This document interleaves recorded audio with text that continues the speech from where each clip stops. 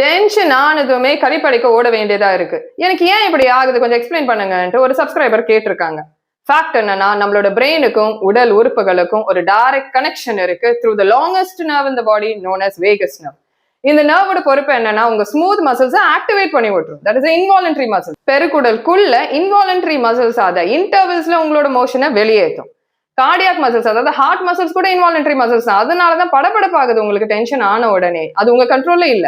Stomach muscles also. அதனாலதான் நிறைய பேருக்கு ஏப்பம் வந்துட்டே இருக்கும். இந்த ஏப்பம் எப்படி நிறுத்துறதுன்னே தெரியாது, காரணமும் தெரியாது, எதுக்கு அது வந்துட்டே இருக்குன்னு சொல்லிட்டு. இதெல்லாம் எப்படி நடக்கும்னா due to tension of fear or voluntary initiation, அதாவது மோஷன் போறதுக்காக.